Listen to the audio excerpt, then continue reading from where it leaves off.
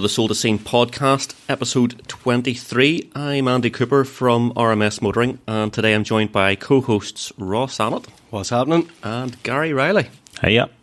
And look, it's been a minute or two since we last spoke. And you know what? Did I tell you about me speaking to Donnelly's Honda for the last podcast? So, I don't know, it was a couple of months ago, and I don't know if I was reading Evo, if I was watching Johnny Smith, or whatever it was, but I saw the new FL5 Civic Type-R, and I don't know if you've seen it. I'll put a picture in the show notes. I'm sure you've all seen it on Top Gear. Top Gear, yeah. That it just looks a lot more understated than the last car. It's the more mature man's FK8. Yeah, totally. So I saw the car and I was like, I was kind of annoyed. I missed out on the GR86 because I was like half a day late, and they all sold out in the morning. And it was actually cheaper than the Yaris, and I could have got myself out of the Yaris and then the one costing me nothing. It was an absolute no-brainer, and I slept in. So I was like, this is not going to happen with the Type R. So I rang Honda, put my name down, and that was that. Forgot all about it, as you do. So just before Top Gear, I think, the same week, I got a call. It's Craig from Donnelly in Donnelly Honda here, Boucher Road. Craig, how's it going? I have your name down for the new FL5 Civic Type-R, and I was like, okay. So what's the crack with it? Well, he says there's about 150 cars in the initial batch coming to the UK. We're only going to get one for the whole dealership. Whoa. And we have, he said, along with yourself, there's probably about a dozen other serious people here on the list. The way it's going to work, and this is really interesting, is if we get a decision from you, you'll be put into the draw, and we will just draw someone from those names. It's not how many Hondas you've bought in the past. Car raffle's gone in extreme. Yeah, but you still have to pay for the... I know. If it was 25 quid, I would be like, buy me 10. You'd be in. But, so he's like, it will just be a draw. You put your name in, and then you are committed. Deposit, away we go. And I said, right, okay. I was like, well, look, the one big thing is the numbers here. Hit me. How much is it? Because the figures hadn't been released. So I think it was the start of this month or the 30th of November or something like that. And I said, look, it's going to be 47 grand. Now, the last car in 2018, I think, was about 34 grand. Holy shit.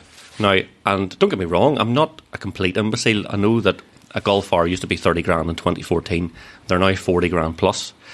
But I thought, wow, right, okay, that's a big jump. And then he said, right, look, we need to make a decision. So you have 24 hours to think about it. But here's the sales process, right? You go into the draw.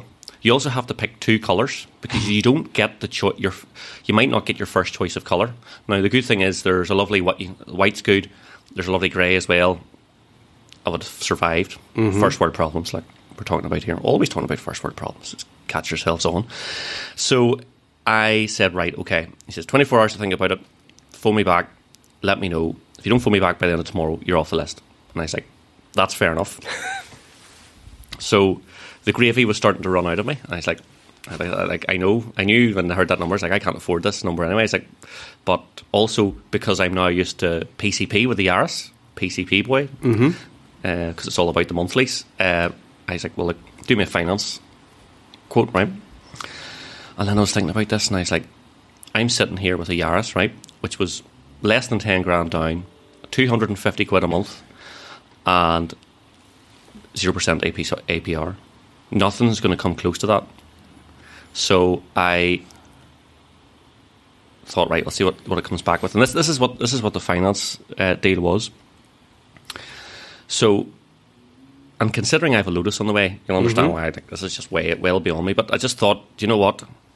Tell everyone, share the knowledge, because this is the sort of thing that I was mulling over in my mind. So if I put 15 grand down and took out a 4-year PCP, considering now the Yaris is 2 years, 10,000 miles a year, it was going to be 8.9% APR, which, that's high. Tesla will give you 5.9 in a brand new Model Y out of the box. And that's £416 a month for for 48 months, leaving you a residual value of 22 grand. Now, I think it'll probably be worth a lot more than that after 4 years, but you know, you're paying a lot of interest in there, and I thought, what's the market going to do? And I don't have the cash sitting at all. It was, But that's right. So I've been quiet and dumbfounded through this year because, again, I haven't bought a car in 3.5 years from the X5, but 47 grand for a Civic Type-R. Yep. That I'm going to just call a spade a spade. I do not think it's a pretty car at all. It's gone from the last one being a complete Halfords hooligan. This one is almost too refined looking for me. It looks. Do you remember there was that weird Subaru that came out a few years ago? I think it looks a wee bit like that. the Subaru hatch. Yeah. Honda have ironically come full circle, because if you remember back, and they like go way back here before VTECs were even widely known in this part of the world, where everyone here was driving Escort RS turbos and stuff like that there. No one knew what a VTEC was capable of. Hondas were seen as pensioner cars, and boring and bland, and then they eventually evolved, and it became. Got to the point where you've got the FK8 and people are saying, I wouldn't buy that, it's too Larry. Yeah. You know, and now, but they're now having to take a step back. But yeah, the price is way too steep. Like, as you spoke to me about it, and I just said, no, it's way beyond it. I remember when the EP3 came out and they were 15 grand. And that's not that long ago, it's a few generations back, but that's a massive jump since then. And also, part of me is going, as much as I love Honda, fuck them, I hate that whole buying process that has now become normalised, and so like Porsche Ferrari are doing, where you have to do a raffle and you have to pick one or two colours, and it's almost like they're inviting you to buy the car and they're doing you a favour.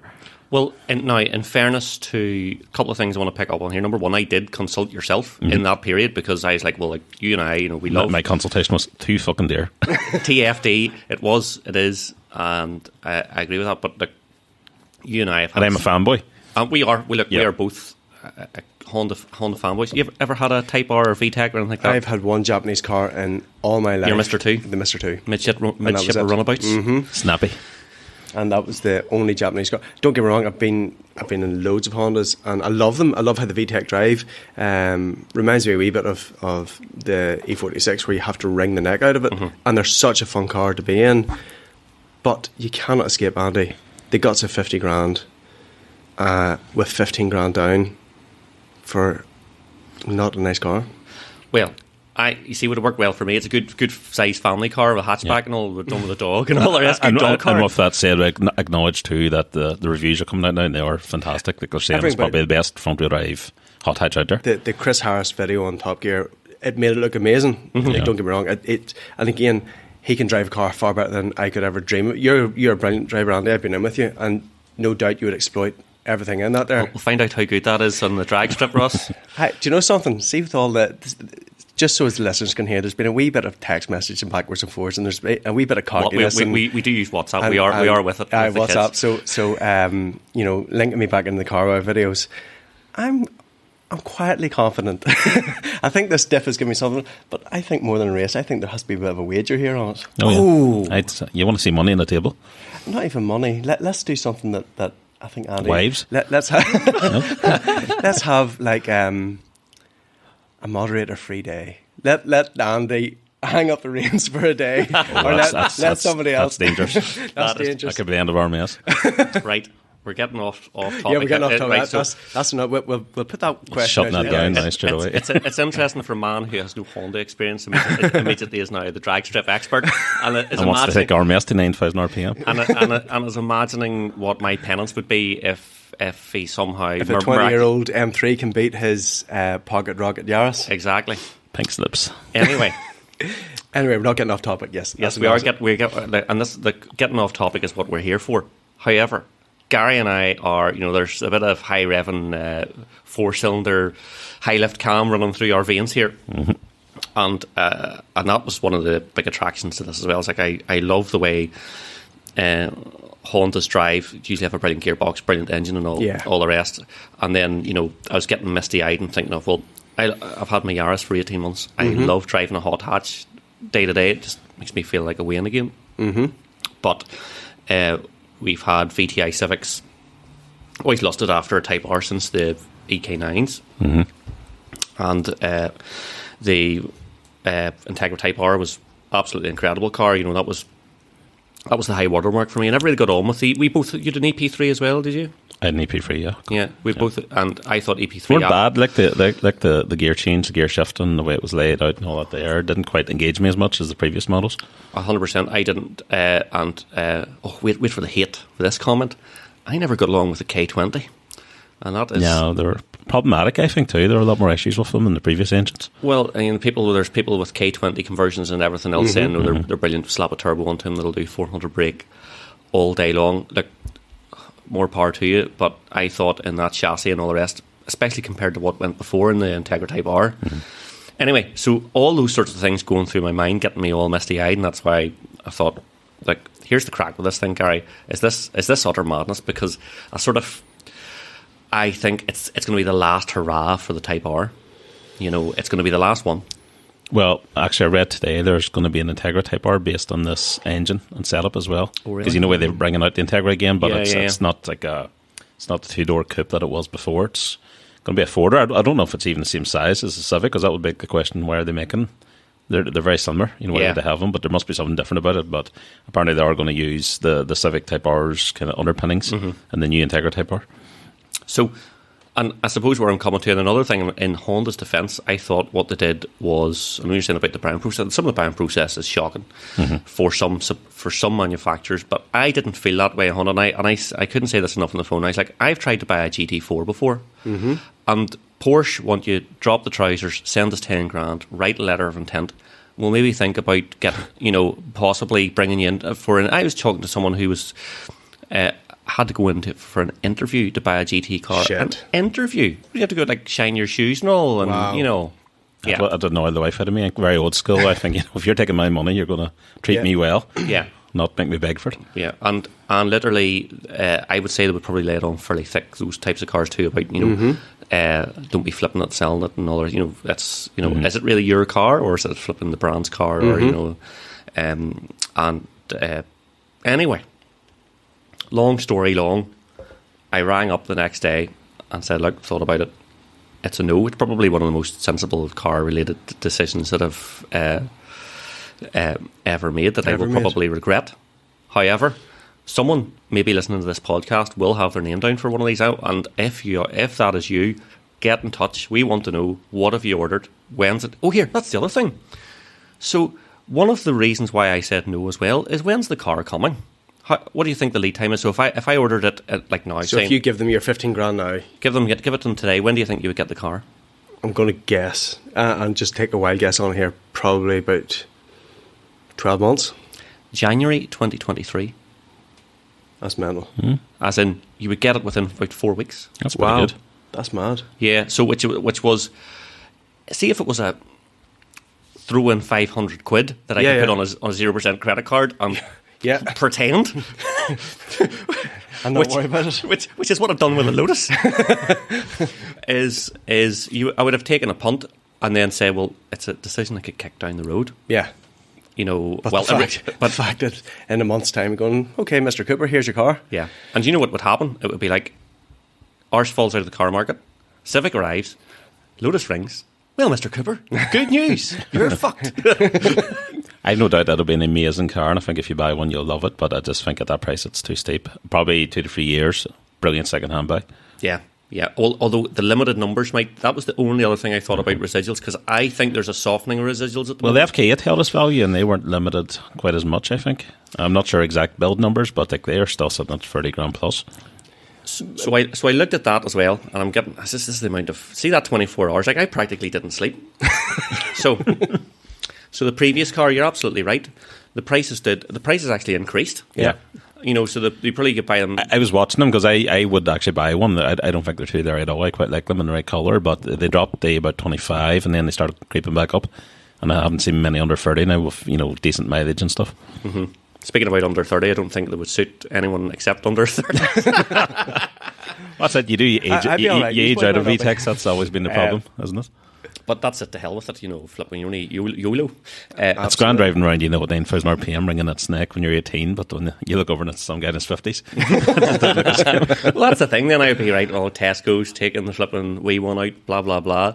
But, so the car market is in a strange place too, because the last couple of years, we've had record price increases of new cars, plus the second-hand car market has just been pulled up the suit. The rising tide lifts all boats. But the problem then is, if this slump that everybody thinks is going to happen at some stage, what happens if you have then got your, what we're saying, 8%, 9% APR? Mm-hmm. What happens with you then with your car that the R starts falling out of the market?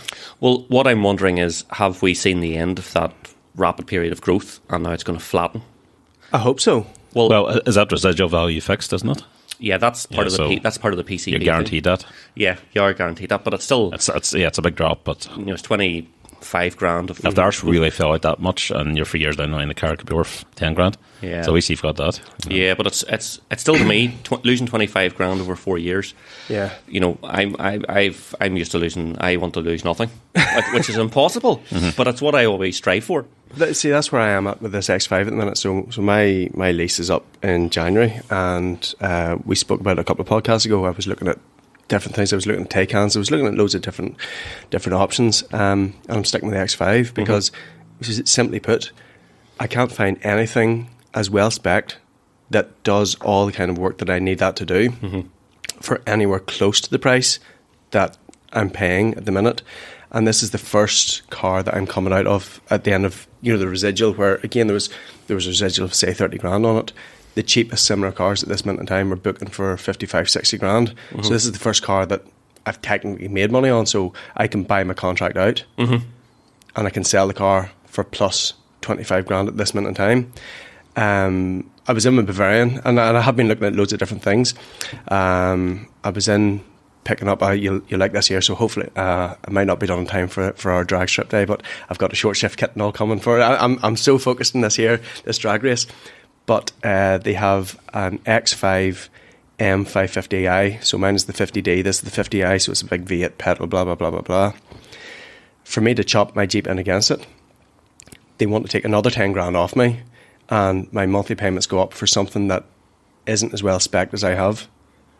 That's mad. It's mental, so it is. And I tell you another thing too: the way new cars at the moment, because they're still reeling from the chip shortage. Mm-hmm. So I bet you that car, the touchscreen, that didn't come with a touchscreen, right. So you get a free air freshener or something like that. There's so many different things that they don't have on it.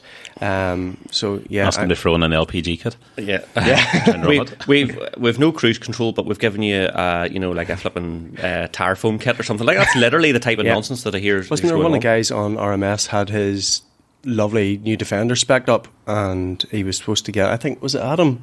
He was supposed to get it, and they phoned him up to say, well, we don't have, you ordered it with X, Y and Z spec, we can't supply it now, so it's either take a lesser spec one and we'll give you your money back until, and that's an awful position. So again, in a similar situation, he's already spent money, and I'm assuming it's Adam, but there was somebody had a new Defender picked, and it was a really nicely spec thing, and then they simply said, well, we can't give you the car you've just pre-bought. Yeah, so on the spec cutting as well, I heard another thing. I don't know if it's true, and we will certainly open it to Elon Musk to come back and defend his position. But I had heard that Elon Musk 18 months ago said, "Oh, my autonomous driving doesn't need radar and lidar; it just needs cameras. Mm-hmm. That's all it needs. It just needs the same as the human eye." And everyone's like nodding, "Yeah, sounds great, Elon. Sounds great." Truth of the matter, less chips. Get the chip count down. So apparently the latest generation of Model Y, lots of nice subtle changes, but apparently the chip count is less. But is he correct? I don't know. Like, I'm sure the health and safety tests on them vehicles are extreme.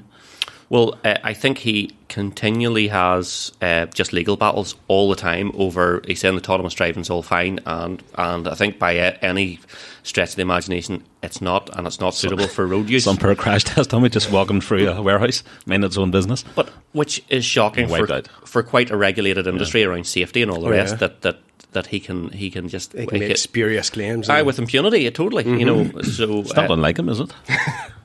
So that whole thing of reducing the spec of new cars because they can't get the parts is just rife at the moment. But that might die down.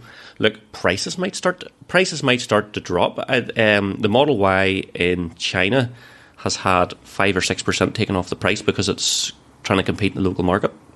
So it shows that there's margin in there to do that with some of these cars. It would be nice, but the cynical side of me in relation to not just cars but everything, where we are now used to paying more for our diesel, for our home heating oil, for cars, for food, for everything.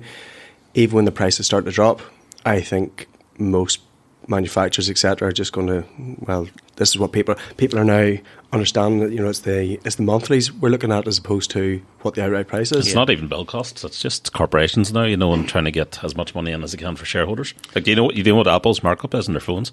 50%. Every phone model they make. Yeah. I haven't got a 40. That's what they make on it. So they double basically their bill cost.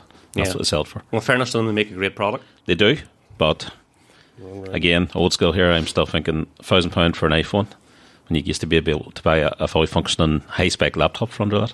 Well, let's be honest as well. You can probably buy a phone that would do you really well at 150 quid. Yep. You know, we're talking about cars as well.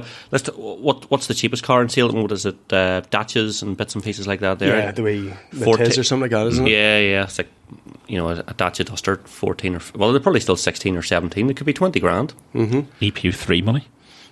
Yeah, what was a new EP3 back in 2000? Was about 15. 15,995 or something like that. I remember coming pricing one in the showroom. Went through the same process you did, only I didn't have to do a raffle. They would have sold it to me there and then.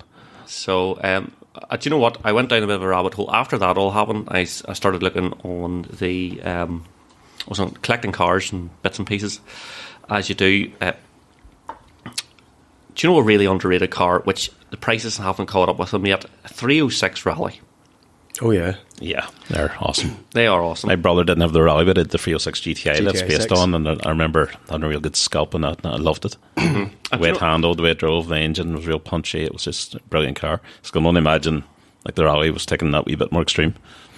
Yeah, there was. I was out and about, and there was a bog standard 306, and like it wasn't even. It was like a Meridian or something like that there, but it was just like that is actually a timeless car. Like when it's not decked about with. Yep. On those, what do they call those wheels? Like the Cyclone wheels? The Alphards or Cyclones or something yeah, like that, isn't the it? standard wheels, the GTI 6 wheels or that a Rally came They on. were great handling cars too. Like I remember my dad used to always have 306 D turbos in stock and the D Turbo S and whatever other editions that came, and I must have driven 50 of them and were so good on back roads. Them and the ZXs as well. Yes. Yeah, of Volcane or something like that. Mm-hmm. I think it Just was chuck them in the corners and they would take it. Is it Rallycoms and RMS? Someone took me out on his red 306 Rally 15 years ago. And he was a real good pilot down the back roads, and I just remember this thing. It felt like it was on three wheels. The rear end was so mobile and just so much fun. But you can buy one of them for 4 or 5 grand, you know, Yeah. which And have a lot of fun. yeah. Although you probably have to pump a lot of money into them, you know. They were like torsion beam back axle and all that sort of Thing, I stuff. don't know what's the life going to be now when I see one and it's just scraping along the ground, you know, the springs cut and all that there, because I think that's actually a really good handling car. If you actually had it at a decent height, you would enjoy it more. Yeah, and for my money, if I'm sure a good D turbo now is 2 or 3 grand. I'm sure Absolutely. pay a bit more and get the real deal. You know, but that's easy enough for us to say. So People then on you their don't have the plates, black whatever. rake across and again, some of these rednecks just love the black rake up the side of the back windows and everything, and it's mad. That's But like yeah, a 306 is classic car. Tattoos and a Hell's Angel. Yeah. So anyway, I've had a good rant about this. 23 minutes in, and all I've done is talk about Civic Type-R, which I didn't buy. It's like the story of whatever didn't happen. But the other thing that made me very happy is that Lotus is coming to Belfast. Very close to where we're recording. Saw actually. that, yeah. That's about time, to be honest. Yeah, well, You think you're going to be a regular visitor there? Like you're not hopeful this Lotus is going to be really More, reliable. is it Ballywalter you used to have to go to there? Ballyrobert, yes. Or Ballyrobert, sorry. Ballyrobert down Ballywalter. Ballywalter. I know. Nothing in Ballywalter. I know. It's so it may as well have been for me. It was always a trek if I had to go down to Bangor direction, but and they were very good actually with servicing. They just never really seemed to sell that many. They never really created a lot of hype. I think between New Lotus with the electric car and the electric SUV and the Emira and Charles Hurst behind them, I think that could be a different thing. And it's going in with all the premium stuff. I think it's going in near Bentley and that sort of thing. Good. I think it's where their Honda motorbikes is, something like that. Occupy a nice slot in there. Yeah, so that's a real premium location. And the Lotus stuff's now so interesting that surely there's someone who's maybe going for whatever else around there might go, do you know what, instead of looking at a Bentayga, I'll maybe have a look at the Lotus Electra or something like that. So very excited about that, and might have a wee trip over to Lotus on the cards in early in the new year as well. So hopefully to try. Don't know if I'm going to get to see my car, but you're hoping for a factory tour anyway, are you? Get a factory tour. Well, I still plan to do a factory collection. Hopefully, with the wind behind me, I have 2 visits, but to Lotus before the end of March, and I'll be a happy man. And can you imagine listening to me after that? Oh, this time at Lotus I did this. Like a band camp. That'll be me. It'd be like Rocco and his Tesla now. Yeah, exactly. So anyway, that is great news.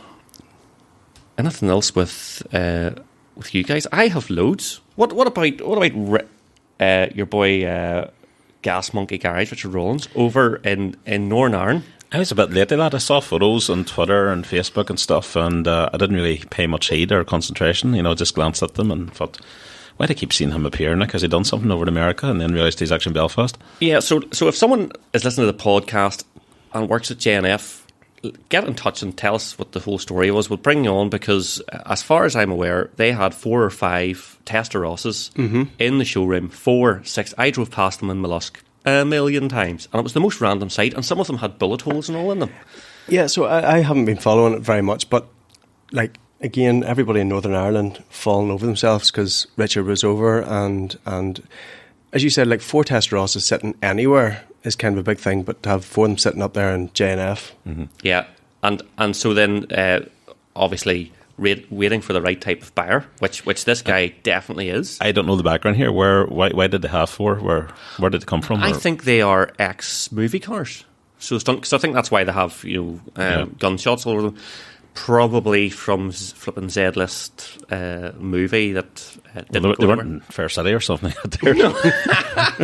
They were what do you call that drama down in Donegal, the flipping blue something. I assume you mean the 4 Ferraris that were used in the stunt sequence in Hope Street in Donegal. So I don't know where they came from, what the story was behind it, how Richard Rawlings decided to fly into Dublin. It was funny too. He's like, Richard Rawlings has arrived in Dublin Airport, and there he is, poor fella picking up his bags. And next thing he's probably in Costa. He's in Centra. He's in just people following about. But again, it's obviously whatever circuits and circles he's in that he was aware or made aware that there's 4 Testarossas sitting in some shitty warehouse in the middle of Northern Ireland. He's got his ear to the ground. Like, what part of America is he based in? Is he LA or somewhere like that? Or? Yeah, I think so. I Gas Monkey Garage, and there's probably a lot of people who listen to the show. I haven't really, and I know of the guy. Seen a bit of it. Yeah, not a lot. But haven't followed it much. But I know he's a big name. I don't think he's as popular as he once was. Sort of died off. But you would always see, like, talking about a man who would sell merch. You would see Gas Monkey Garage T-shirts and all the shows and all. It's massive. Big deal. But just amazing. I actually saw, was it comedian, local comedian, he's very good, Paddy McDonald was there as well. Didn't realise he was into his cars, but it's interesting. Sure, small place. We'll find out hopefully, but if you work for JNF and you want to tell the story, we want to have you on, because that again is... we can get voice changers, we can get everything. It'll be in an actor's voice. I was not speaking here. So anyway, very interesting. What's more surprising, I heard between our last podcast and say Jaguars on the rocks. Really? Yeah. So they've not really been on the rocks for a long time, but they keep bouncing up and down. Yeah. Well, their CEO flipping just vanished there recently, and I think they're running at a loss and have been for a while.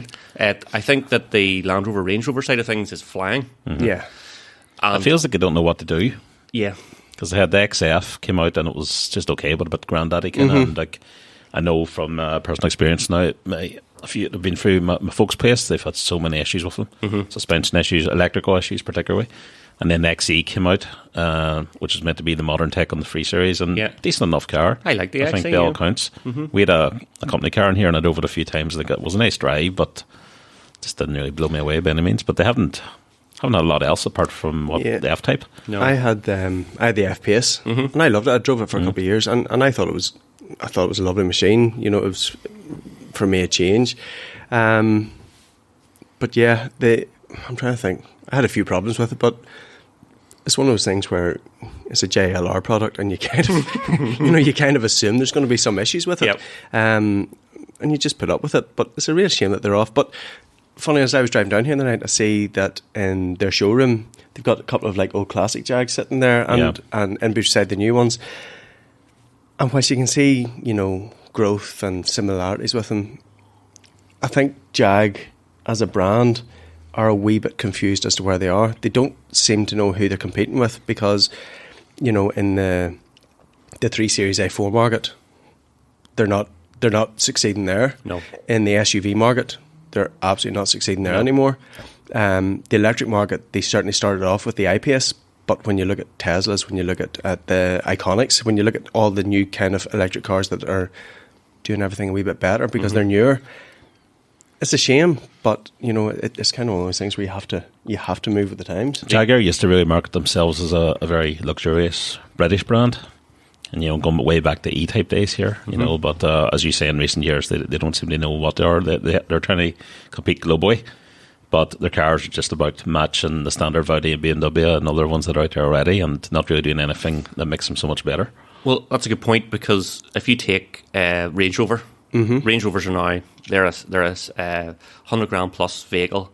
They're kind of doing what Jaguar wanted to do years exactly, ago. And they're at they're the 100 grand plus premium Rolls Royce style interior, absolute, still hugely desirable vehicles where they want to be. But Jaguar, you spend a bit less than that, and I'm sure you are immediately into. Well, what's a 5 Series these days? 40 grand. Yeah, so like that's nearly Civic Type-R money.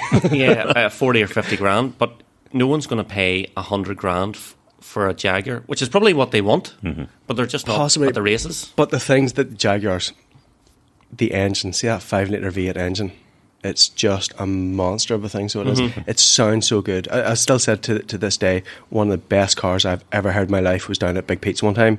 He had one of the F-Pace SVRs in. Some customer had a beautiful, lovely spec car, but just the purr of it, the sound of it. There's that dude on RMS as well. He's got like the big, is it the XF, the long wheelbase one, rigger? Isn't that what you call it? Yes. And again, huge monster of an engine, and it just sounds. And I think that's what Jaguar are brilliant at, doing like a really understated Q car that would just wipe the eyes off pretty much everything else out there. Wasn't one of the Ring taxis as well? Their XF, the 5-litre. Same engine as that F-Pacer, yeah. It's a shame. That's, as you say, brilliant engine. That's what they should be aiming for, trying to build something that really defines them and get there. Have you ever been in an SVR full chat in dynamic mode and the exhaust pipes opened up? Unreal. Rigger has an XJ, I'm pretty sure. Yeah, his is an XJ long wheelbase or a British, which is a lovely looking car, but close your ears, Rigger. I don't know if I'd own one. It's like take me for a run on it, pick me up from the pub on it, lovely. Yeah, but take me home sideways. Yeah. I hope you have good RAC cover for it on the way. And that does come back down to the whole JLR problem. And you know something, it's not just Jaguar, it's the whole JLR brand, because one Jaguar, 2 Range Rovers I had, and I had warranty issues with every single vehicle. Yeah, their quality control is just not at the races. Yeah, it's hard to know what they have to do. They need a niche, but I don't know. They're too similar to Range Rover and what they're trying to do. They need to distinguish themselves somehow. But even when you look at Land Rover, Defenders are now outselling Range Rovers for the first time ever, and they're outselling by about 3 or 4 to 1. See, the LR part of JLR is doing everything right. Yeah, and it's actually very similar products, and the quality control is not any better. Probably, it's the same. They're using the same bits, but it's just sold in a totally different way. I think that the new Defender is, although people are saying, well, it's not like an old Defender, but it's like you're not going to power wash out your new Defender. Who wants an old Defender? No. And look, there's, one of the things I have to talk about is the cars of RMS at the minute. Jamie Ferg's got one of the older twisted Defenders. It's fantastic. It looks amazing, so it does. Absolutely awesome. But it's a completely different beast than the new Defenders. I had looked at one of the new Defenders. Frightening. Just the price of them, it was basically 100 grand for a new Defender for one of the ones I want spec'd. And no matter what planet you're on, 100 grand on Defender is just absolutely ridiculous. It's mad. Look, it's interesting you say about the older, like a Series Land Rover or a 90, 100, 110. Those are enthusiast cars, really. Okay, so there's some more farm cars, but now that, like, if you were in a final edition, like a 2016 or something like that, that's an enthusiast car. Yes. Whereas the mainstream new ones are they are a premium car. People want to be seen in them.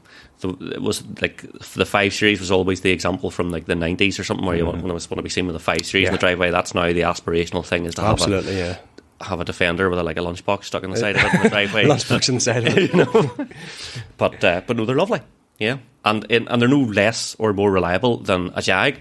But Jag don't have that. You know, they're trading on their past too much. Yeah. And people aren't willing to overlook the issues that Jaguar Land Rovers suffer for in a Jaguar. That they'll put up with it if they have their Defender, but if they have an F-Pace sitting out the front of the house that's giving the same issues, it's like, oh, frig that. We now live desirability. We now live in a world where you have the likes of Kia with the EV6 or something like that, and a customer who might have bought an XE or an XF, I'll go and look at one of these. Do you hear about KN cars? Have a look at one of these KN cars. Kia changed their logo. That's right. And people are confused and don't know it says Kia because it looks like KN. And it does look like KN. KN air filters would be doing a great job if they could fit an air filter to an EV.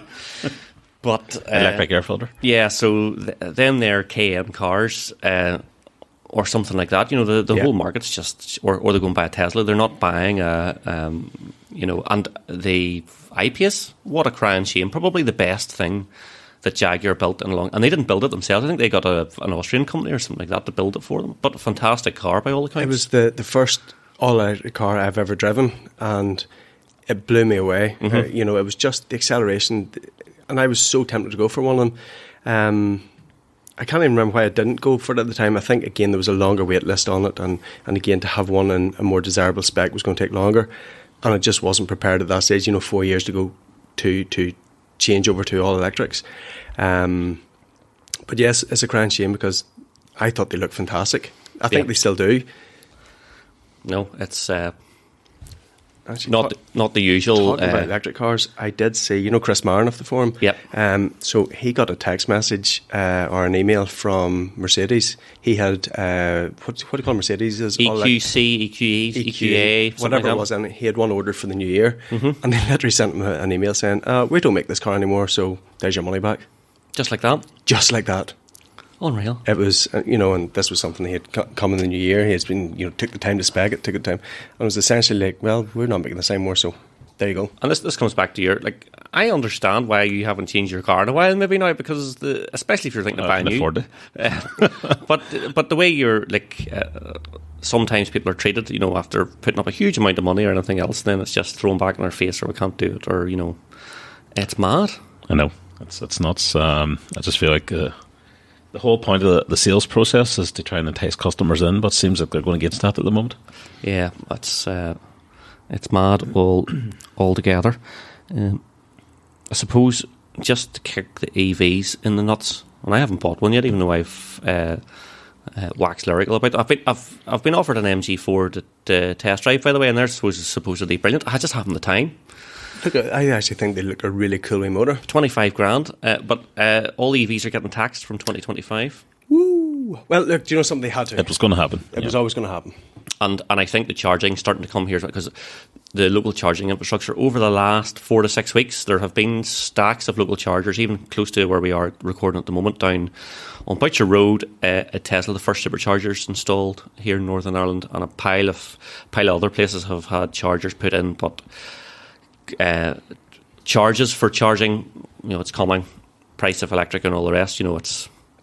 Well, again, from what I read in the forum and stuff like that, there, I think the charge that they need to introduce is the charging hoggers, the people who go and plug their shitty wee hybrids in. They're going to get them 13 more miles on it, and they're taking up a space for the whole day. Yes, because there's nothing to stop them, and you can't disconnect somebody else, which is a real crying shame as well. I was in Dublin yesterday, and I came back and was actually a bit early. I was meant to collect Junior from school, but I had time to kill, and I pulled in Sprisfield, and just a bit tired driving. I thought I'd sit here and listen to radio for a while, and I parked in the the top car park where the electric points are, and there's 2 cars sitting plugged into them, and a guy in an ID4 Volkswagen pulled in, which we have in order now, so I was sort of nosying over that, but he waited and waited and waited.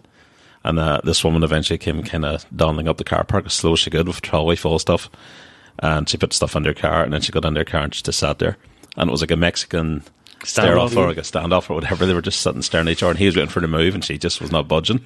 And her car had been there for a good while, I'd say. So she must have been sitting like just waiting for that extra 5% to go in. Yeah.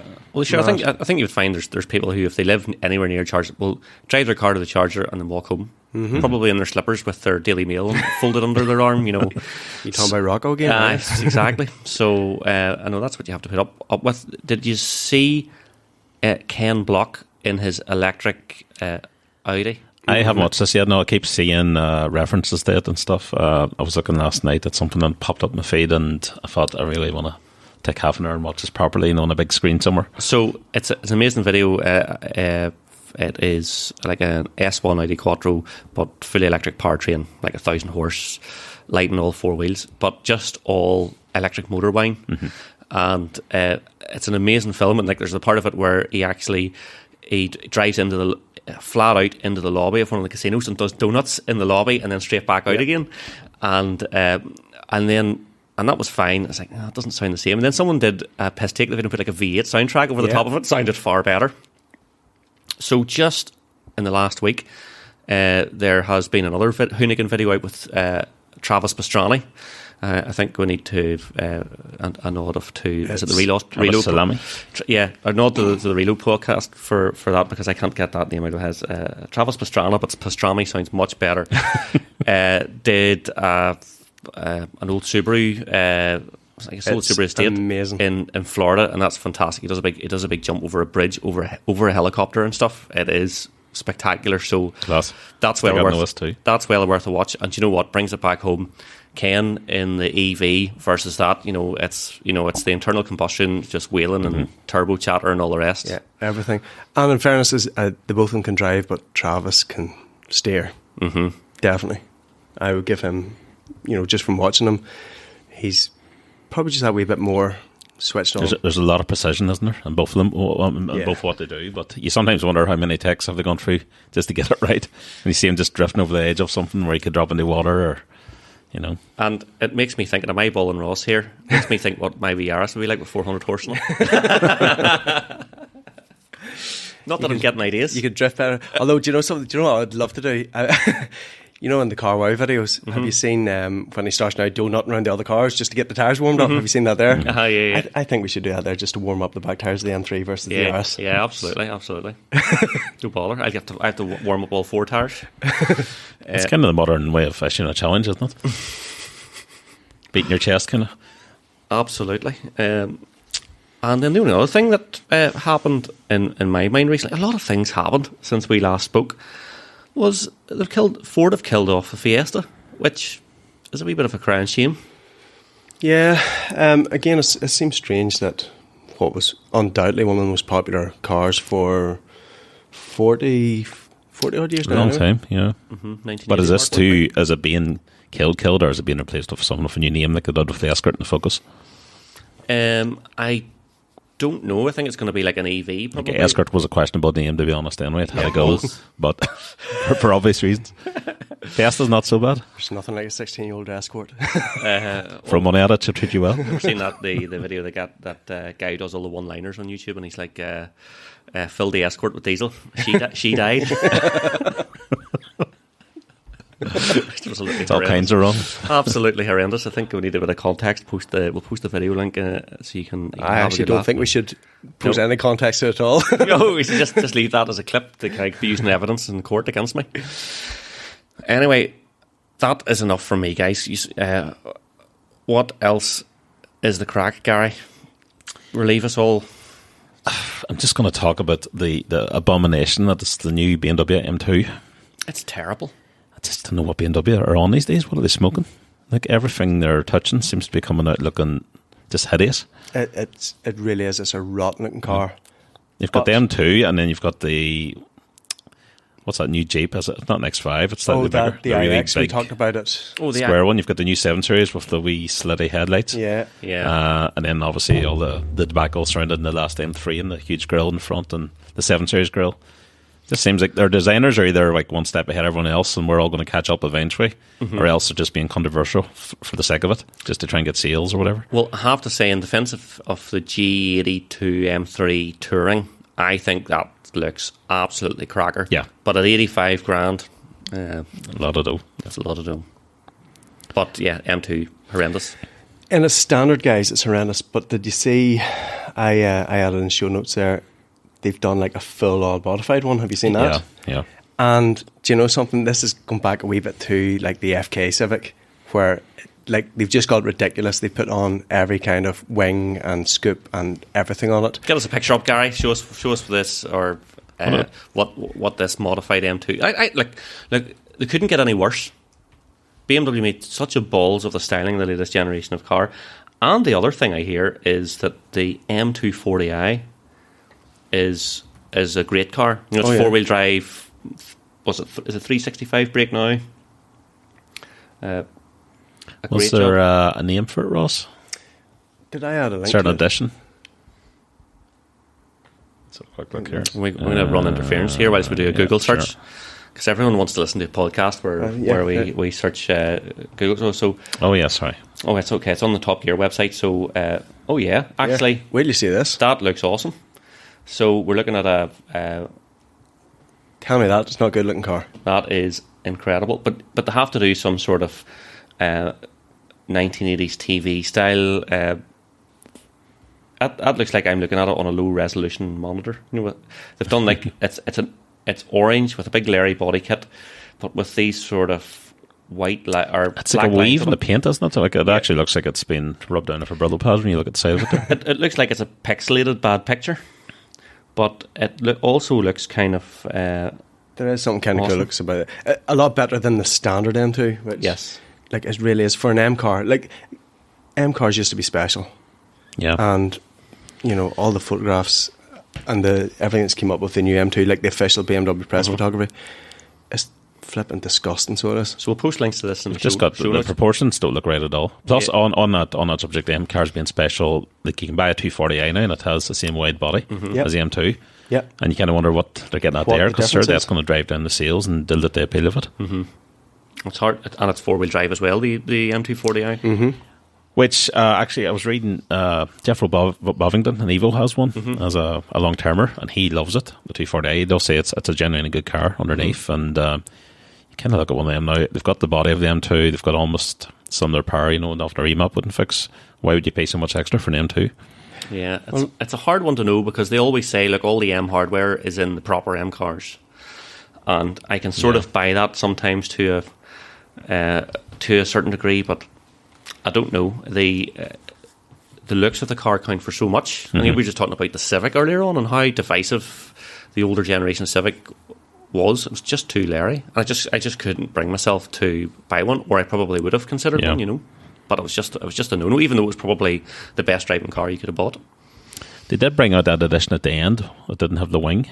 Yes. It was more slightly plainer looking, but same transmission, engine, internals, Yeah, etc. but it was like it had the bad taste in the mouth of its Larry brother, you know. But sure, we'll post a link to that in the show notes Yeah. and some pictures because if you're listening, it's worth having a Maybe everyone else will love it, but it could be an eye of the beholder, you know. yeah. Maybe RMS will get full of them, and then we're like, oh, we spent a whole podcast slagging off. Slagging them We off. love them too, yeah. Really. Yeah. Next, my list of fuel prices are getting back to normal. I went in and filled up recently for $1.59 per litre. Hold on, 159 litre is not normal. Well, compared to $1.99. 199 is just shocking. It's not the normal, like, you know, Americans are still getting it for 20p, but it's not bad for us. It's heading Compared to what it was. It's heading the right direction. Yeah. What I wonder about that is, from what you're saying, Ross, is this, well, people will accept paying 150 a litre, so that's now the baseline, and we won't drop it. But, you know, it's a market forces, and we're going to get shafted. We're the ones getting nailed, especially with inflation at 10 When or you see how 11%, quickly the price goes up, you know, when all the bullshit about the barrel price and this, that, and the other, and the price, you know, as soon as barrel prices are even discussed, you see all the forecourts bringing the prices up. When they're going down, they're so slow to take the stuff back down again. Yeah. So I personally think that even though, yes, it is coming back down to a more tolerable price, they have us on the hook now. You know, that we're used to having to pay that higher price. So if we drop it by 5 or 6 or 10%, we all think this is great. So look, you know, we're saving money here, even though it's still far higher now than it was 2 years ago. It's the Boxing Day sales effect. Yeah. Oh, yeah. We load all the crap, drive the price up, and then tell you you're saving 10%. People go mad for it. Like Black Friday's a prime example of that as well. And the other thing is that the whole electric car argument, it's sort of totally ruining the. If you're being totally clinical about the spreadsheet exercise of owning an electric car, will it save you money? It's much more difficult now because electricity is a lot more expensive. Yeah, fuel was, but it's starting to come back down, and the electric market hasn't really followed that. Going to meet in the middle at some point. Yeah, and the free charging is done away with now. Yeah, if free charging is going to be done away with, then you know that's and tax in 2 years' time. So. Tax is coming as well, so it's all But that was, I suppose, it was always going to happen because we, as motorists, were always going to get shafted. We probably has had it really good for a long time because it's now much. Do you know something? I think that in a nutshell is that we have had it good for a long time. You know. And as much as we kind of probably don't want to look at it, the whole kind of pre-COVID and just as COVID started in the lockdowns, when prices were down for everything, when roads were clear, when they were emptier, that's as good as we've had it in a long, long, long time. Yeah. Probably never to see those things again. Gary, I want to know what the water bowl trick is. I wish I didn't know, actually, because it's so stupid. So when two people, one bowl. Situation. Oh, you're thinking of something else, Sandy, there. When I was filling up at 159, I went home and I was Googling it just to see how's it going down everywhere. I was just curious, and one of the things that came up was this guide. You know, how do you save fuel when you're driving, and tips and tricks and all that there. And this was number 2 on the list, I think. Now, this is not some YouTube short or some guy on Facebook. This was a national newspaper putting this into their editorial and advising that this is a tried and tested method. So apparently, if you take an open bowl of water and set it in your front seat, it will encourage you to brake and accelerate in a more regulated way, which helps your fuel.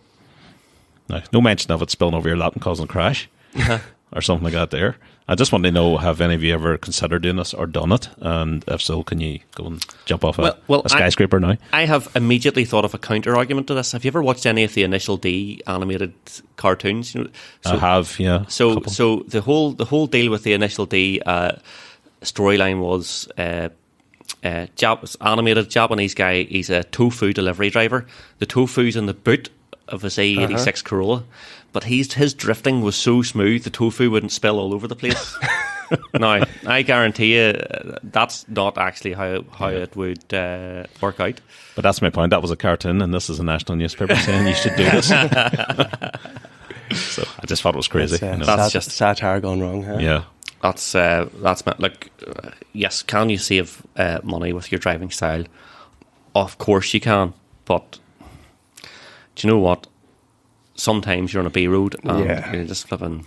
You're going to get a wet lap with the water bowl flying across the. We're all being led down to autonomous driving, self-driving cars, blah blah blah blah blah. Driving smoothly, driving this, that, and the other. Just fucking enjoy it when we can. Yeah. Yep. And Ross has just segued nicely into my next piece that I'm going to talk about. It's Uber has launched 4 self-driving taxis in Los Angeles, which are based on an Ioniq 5, but they've been modified by this company called Motional, which I think is a great name, isn't it? It's motion and emotional mixed together. So each car has 30 exterior sensors, as well as cameras, radar, and LiDAR systems to identify hazards at an ultra-long range. This means the cars can drive themselves without driver intervention or attention under limited conditions and within an approved area, which they call geofenced area. So essentially, you ring up, or you don't ring up, you open up your Uber app and you order this, and you will be told that it's a self-driving car, so you have the option of declining it. If you drive the traditional, probably safer method of having a human behind the wheel. And I think I've seen one of these. It'll be interesting to see how it goes. America's a land of lawsuits. I'm waiting for the first thing to go wrong here. And without a doubt. Uber will be absolutely bent over. Someone will be reading your newspaper article about the bowl of water, and they'll be sitting there with their bowl of water right up the meniscus, right up to the top of the line. I got 2 drips of this flipping all over me. I have a feeling I have it when I'm looking fast on my laptop now. Back in when was it? springtime, I was in Vegas over visiting Patrick, and I'm pretty sure I saw one of those. What did you call them? Motionless. Motional. Yeah, no, it wasn't. Zoox. I saw ZOOX, and I'll post this in the show notes, but I'm going to show you guys here. Now, this is some sort of Jeep or something like that there, and it has all the LiDAR and autonomous crap on it and all that sort of carry on. So they were testing these in Vegas. Oh, right, yes. So there's the Ioniq 5 itself, so you can see it's got all this stuff. There's a huge kind of unit sitting on the roof with, I assume that's like a radar or LiDAR system. Yeah. And cameras all around it. So, it's kind of it's the future arriving now, and they're calling it robotaxi and all this here. It's interesting to see if it does work and there isn't a huge crash or nothing goes severely wrong. Like this will probably absolutely explode because they'll be removing the drivers and all the cost of drivers. And as a business model, fantastic. Maybe not so good for the people who are actually driving these and making an income. I wonder as well. This will suit a city, populous city. Yeah, 5G data.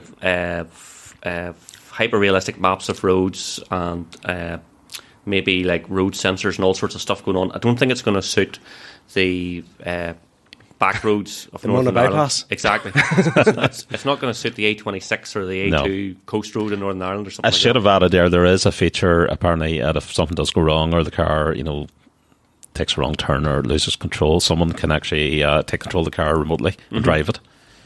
Just a bit like a drone pilot or something like that there. I would definitely. Hopefully not a complete nutcase. He pushes at the 120.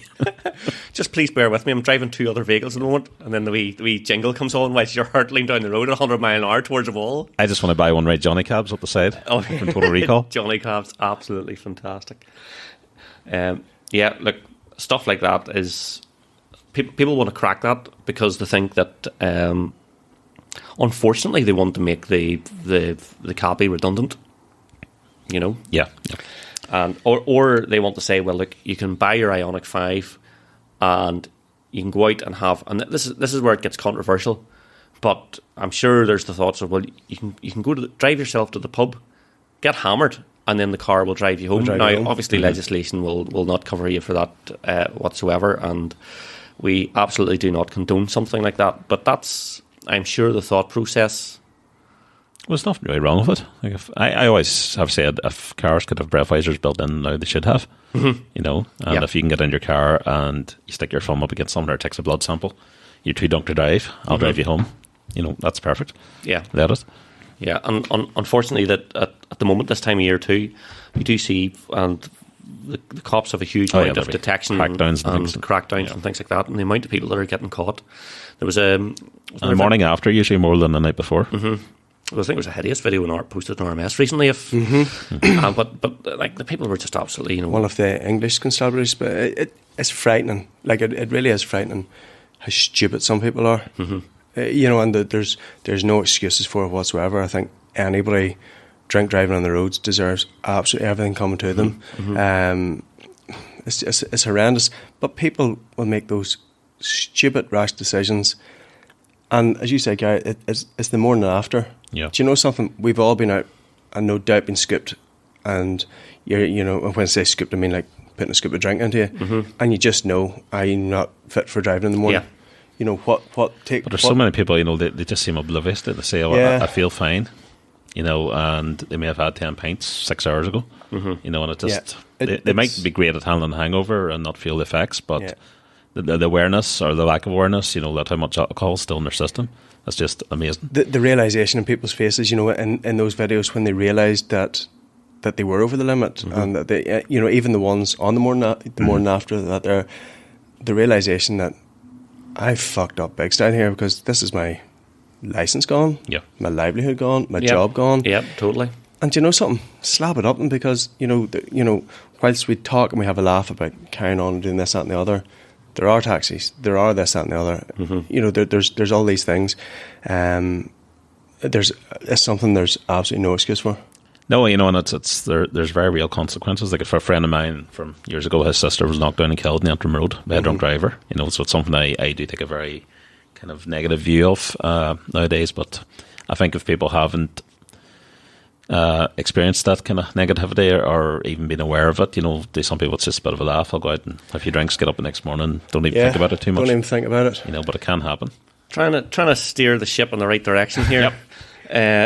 Hopefully the good thing with some of this autonomous technology is that maybe people who don't care about driving, there'll be enough systems in place to try and make the roads a bit of a safer place anyway, despite who the driver is, And I wonder how many... Well, you could argue that roads have always been unsafe because of the drivers, not the cars. Oh, totally. Always a human factor has been the problem. You're like the NRA. It's not the gun's fault. It's I love the people. Don't get me wrong. I love driving and I hold my hands up. Tooting gas here. I've probably caused a lot of that unsafeness at times, but you have to acknowledge it as humans that are the problem. Yeah, totally. But hopefully, it's one of those things, isn't it, where like lane assist annoys the hell out of me 99% of the time, until that time when I'm on a good bit of motorway. It works all right. Yeah. But then the rest of the time, it's an absolute disaster, Or someone decides that they need to take a quick left turn, and then suddenly it's like, emergency braking. And it's like, no, you're going to be fine. We're not going to take the back end off them here. So I know the whole autonomous thing it's still not there. But it's going to be interesting. When we're talking about the autonomous taxis, I'm sure we've all been out for nights with mates and out there, and there's always been the one scopy mate who gets out just before the end and does a runner so he doesn't have to pay his taxi. Oh, yeah. If it's his own car going home. Yeah.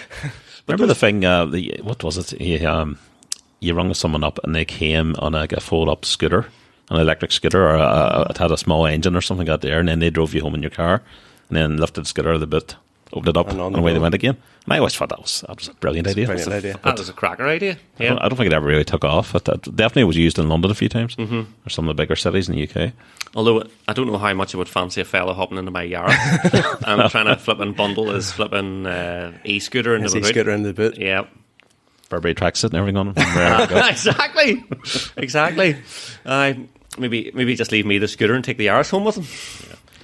Right, in the interest of time, I'll jump on to one of the next things here. The NEC Classic Show was on recently. Didn't make it this year. We should have went. And couldn't make it. I'm actually devastated I didn't go. Like I probably couldn't have made it either. But I tell you now, if you haven't been to the NEC Classic Show, it is fantastic. We've talked about it many times. It's a really good show. My dad did go over. He did think it was a little bit down in numbers and stuff this year, and slightly down on the volume of cars as well. But when the NEC's down, the volume of cars, there's still probably a few thousand in there. It's a massive show. And I know we're going to talk about Silverstone, but that's always the highlight of the show. Some of the crazy numbers people will pay for what we would consider sometimes normal stuff that was from back in our day, the 80s and 90s. Like. Well, that's what we've done here. We've listed out some of the cars that they sold at the Silverstone auction during the show.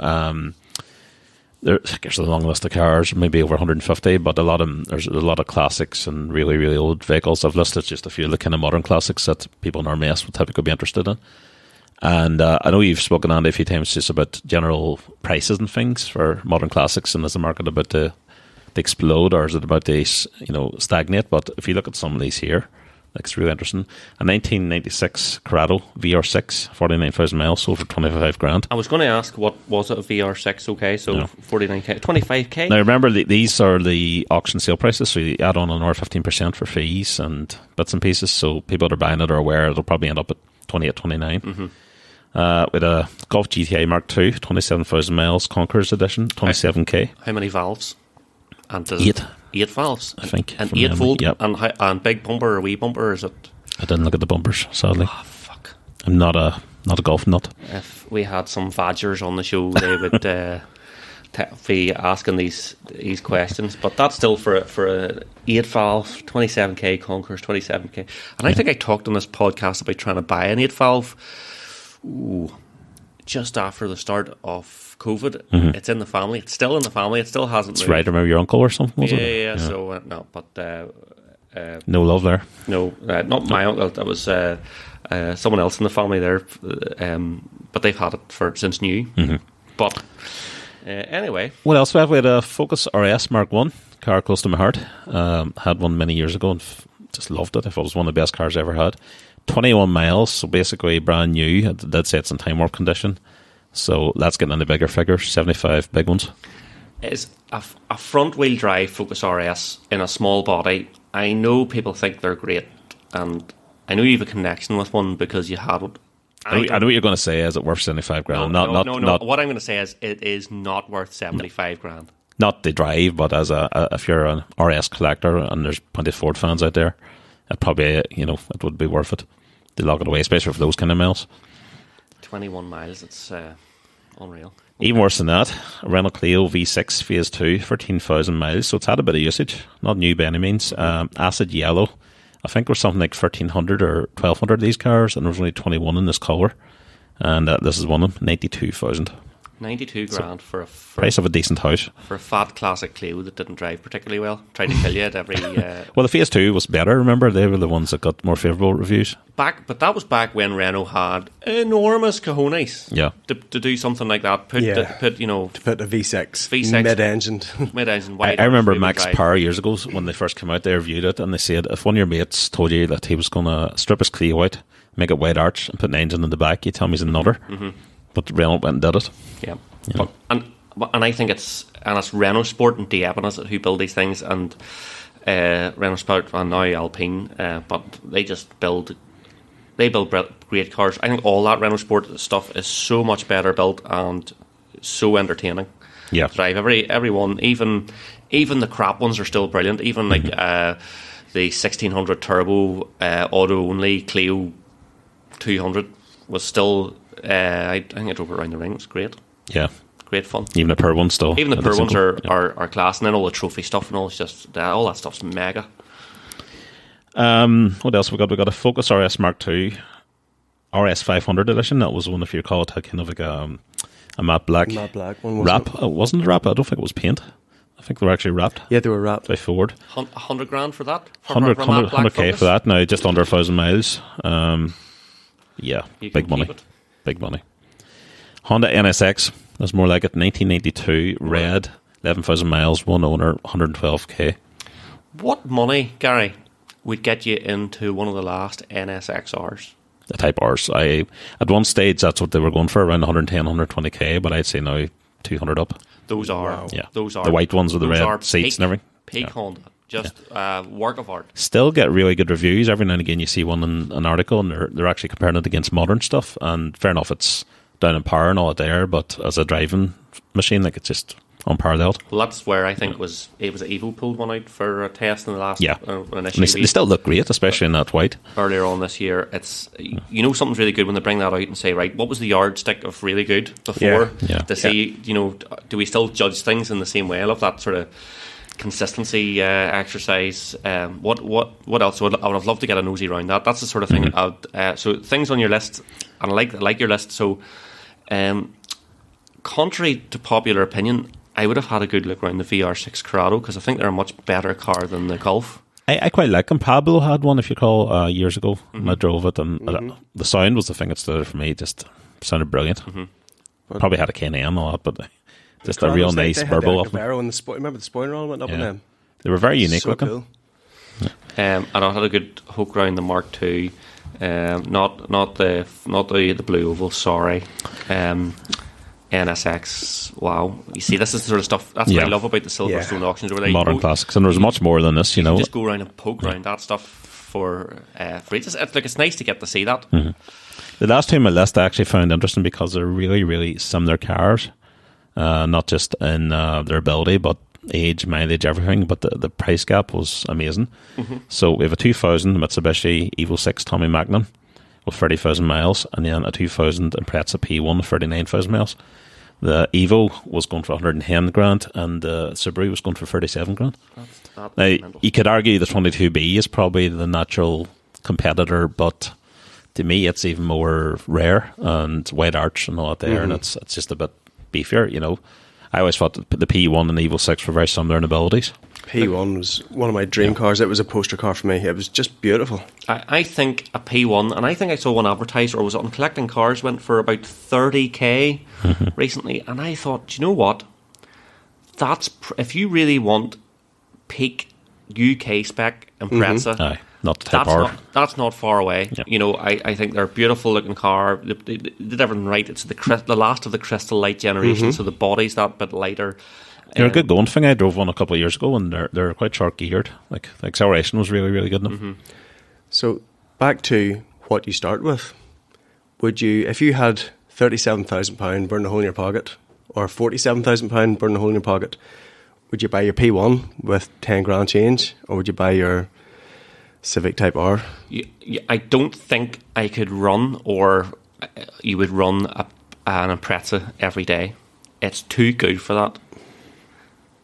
Yeah. You know what I mean? Like, any of these cars on this list they're either park it in a bloody bubble in your garage, or you're only bringing it out for an oil cars and coffee or something like that. You know? I drove a Tommy Mac every day for about 6 months. Yeah. And I look now, it's insane. I should have locked it away. But you say that, but I think it's brilliant. Cars are there to be driven. I totally agree. I don't regret it. You know, so I enjoyed it. I've 13,000 miles in my Yaris or something like that, and there's loads of them knocking about with 1,000 miles. You've memories of the drives you do and the miles you do, you know, whereas you only take it out once on a Sunday in a blue moon when it's dry. You know, how many memories can you make? Yeah, totally. Can you imagine? So there's a 22-year-old Impreza, still worth 37 grand.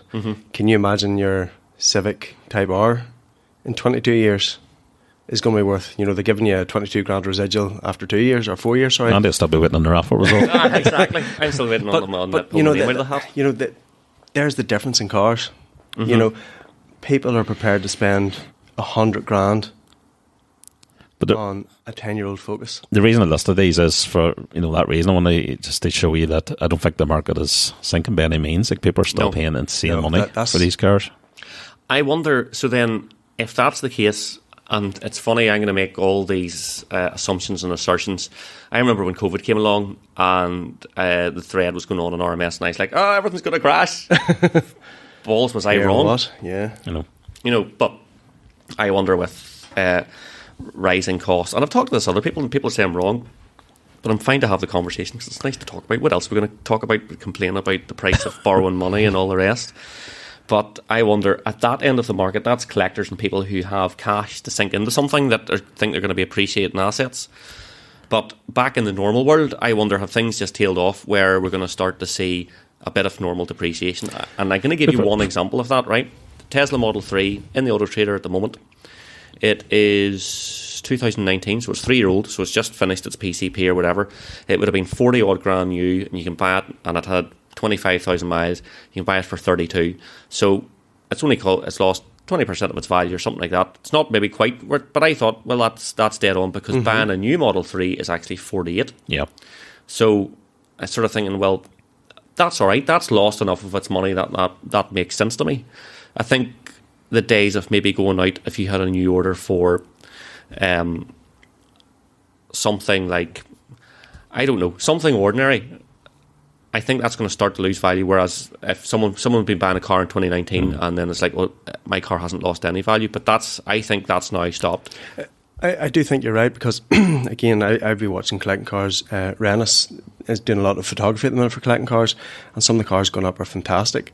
Some of them, see, their owners have bought things to flip, and they might have missed the bubble slightly, because there's one M3 that I'm aware of has been up and collecting cars twice now, and it hasn't met the reserve that this guy wants for it. And I'm kind of glad in a way, because this kind of overinflated price that people put in things is ruining it for normal collectors, for people who want to take them and enjoy them. This kind of buying to flip, all right, there's always going to be exceptions to the rule, but I do think that there is a bit of levelling off in it anyway.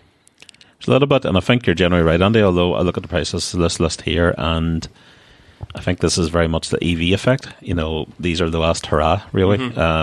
If there's going to be a Mitsubishi Evo 11, Evo 12, or an RS Focus Mark 4, Mark 5, Mark 6, and you knew that was coming, then these might go down a bit, but these really will be the last of their kind, the last of their breed.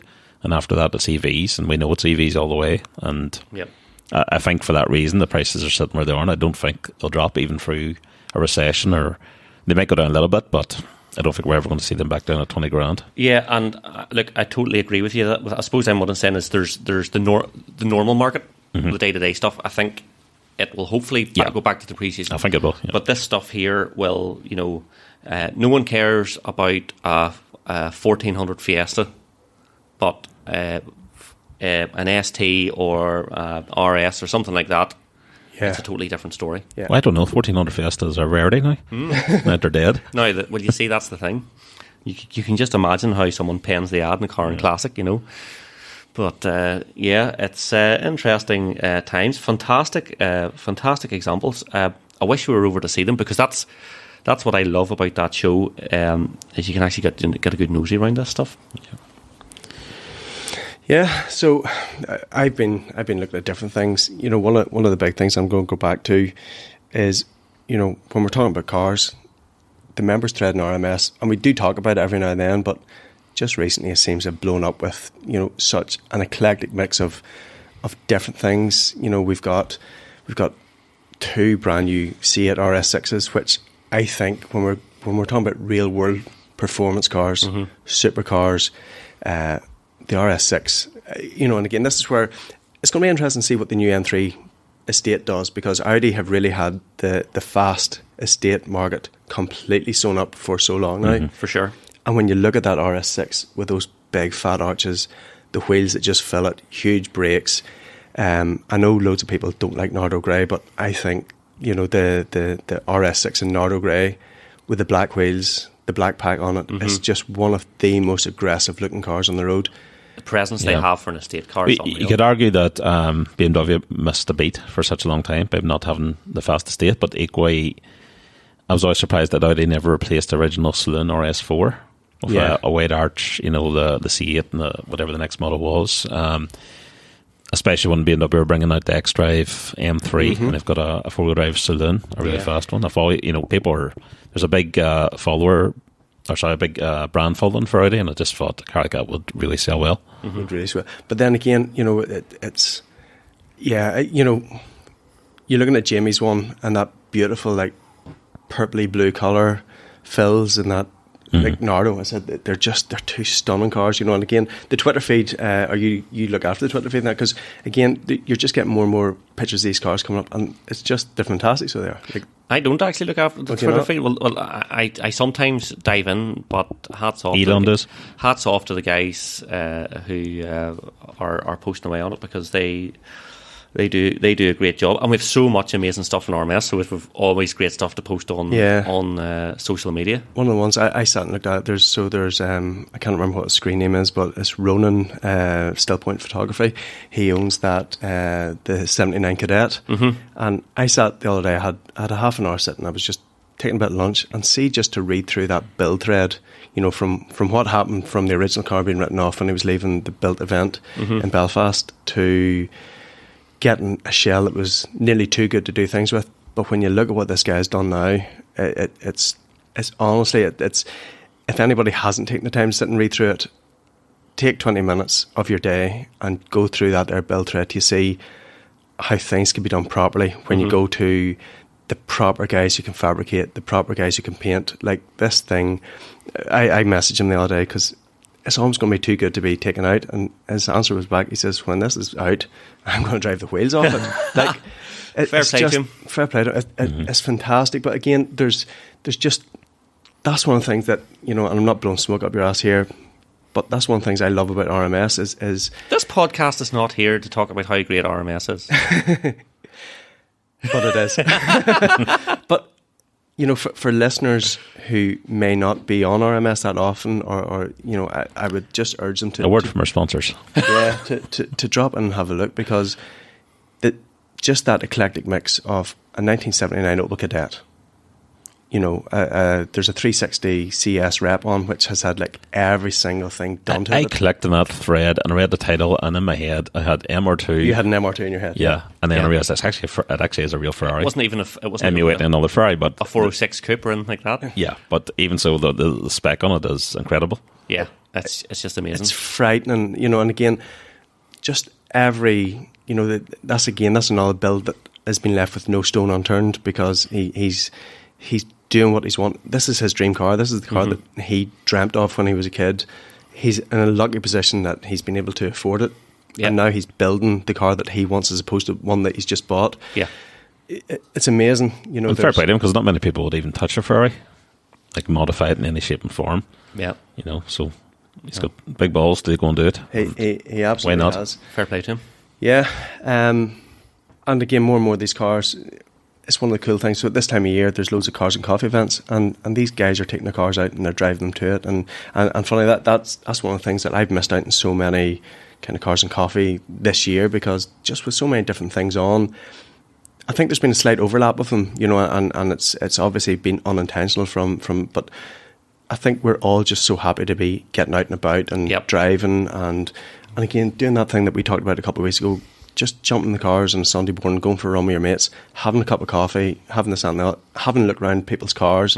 That, okay, you've seen them, but it's still nice to see them being used as opposed to sitting, at a car show and that there, gleaned and framed and pimped up. It's lovely to see people like listen to those cars coming into, you're sitting at Sprucefield and you hear something coming.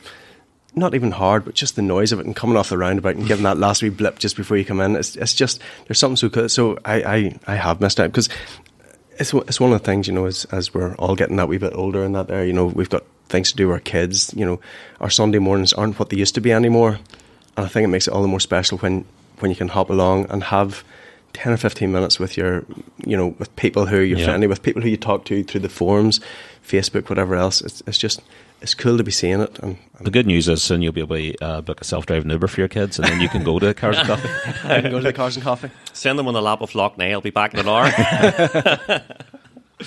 Yeah, look, shout out to Pete PMG for, I think he had Cars and Coffee there quite recently. I couldn't make it, unfortunately, but I heard it was great, and just great somewhere to have people off RMS and anyone else who's interested. If you're listening to the podcast, I'm terrible about advertising RMS motoring, but this is actually based around a website and a big forum. If you don't know what we're talking about, Google RMS motoring, go and join the forum.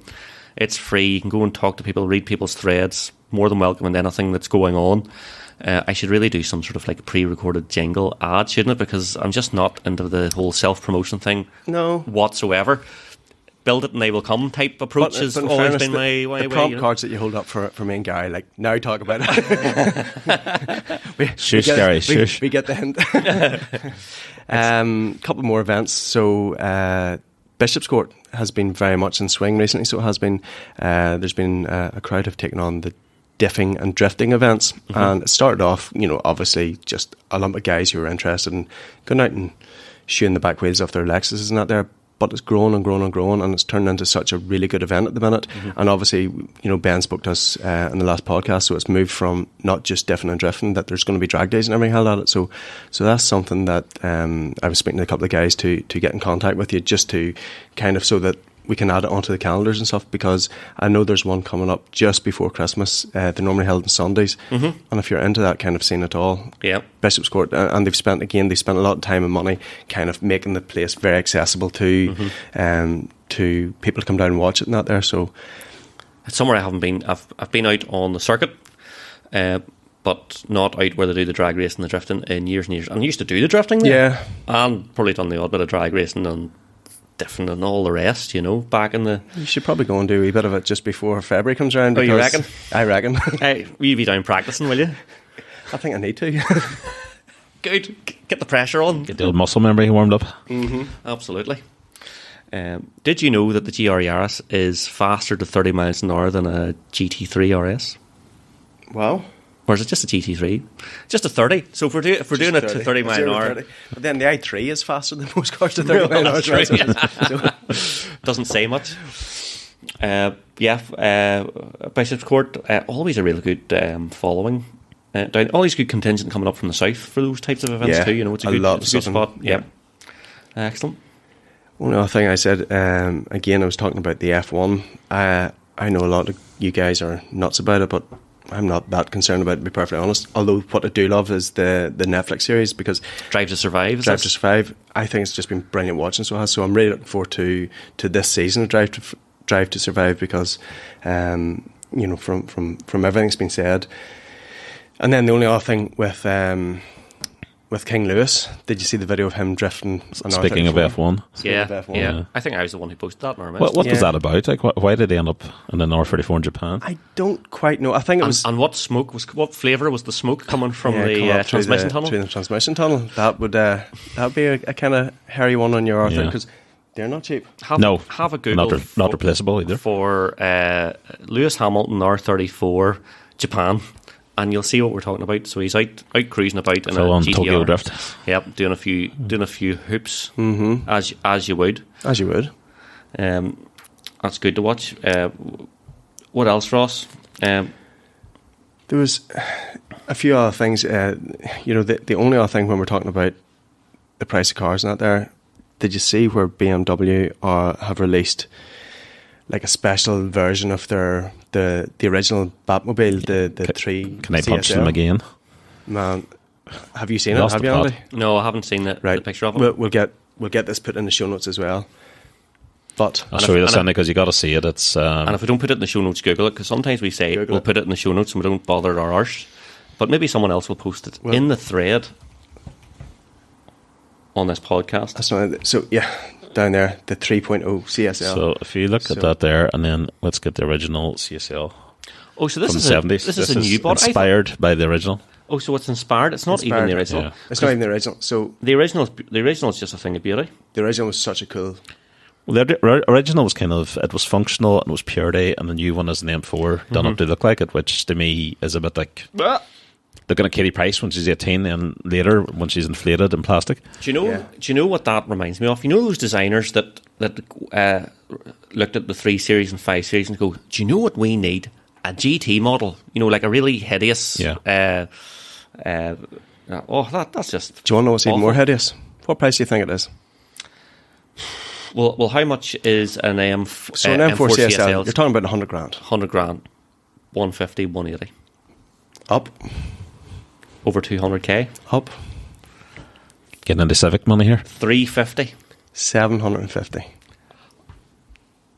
Like that's just £750,000. what's so special about this? Because all I see is an And, M4 and with as soon as M it's stripes out, over it. it'll be going for probably 200 more on piston heads. It's actually quite ugly. It's disgusting. Yeah, it is horrendous. They've got the BMW sort of octagonal angel eyes they have done with like a fluorescent green in the lights. There's something very pretentious about it. It has huge nostrils. Do you know what that's built for? That's built for the Chinese market, isn't it? Just absolutely I zero don't know what taste. BMW are building for these days. It just feels like they're taking they're trying to take styling cues from the original car, but the original car wasn't about the styling. That was all about how it drove and Yeah, how it was about functional it was. function. But it just feels like This is big plastic stuck on arches. they're totally monopolising everything they had about the original and trying to put it on an M4. It's terrible, absolutely horrible. Right. So that was about all I had to talk and blather and rant about. Well, are we on to questions yet? Are we? I think we must be by now. I've got quite a lot here to get through. I normally prep a little bit for these, but I haven't the time, so this first thing comes into my head better will be the off the answer. cuff. Yeah. Yep. That's quite all right. Well, let's look at some of the questions here. Stephen MC29 asks, this was the first question, and this always happens when we ask questions. These questions sometimes need preparation, and although we did do some preparation for this podcast, we didn't necessarily do enough for this, but we're coming up to Christmas here, which dates the show. If you're listening to us in January, you can go back to sleep for a minute. Good Secret Santa ideas for automotive folks, 10 to 25 quid. Now, I have a horrible answer for any of you independent shop owners out there, but it's hard to beat a £25 voucher for Halfords. Ooh. Not bad. I agree with you. Because then it forces you to go around like the wee tool sets, which are around 30 or 40 quid, and you're like, can I go with this one, go that one? You know, I'm going to go with the, way Hot Toys do these little models. So if you know someone that's into Jap cars or something out there, I got a little yellow EK9 recently. Can't remember the price, but it's definitely under 20 quid. someone Something like that. Just go on someone's shelf somewhere. Someone in RMS bought a blue Amira, like my car, in the wee bit. That's a great idea.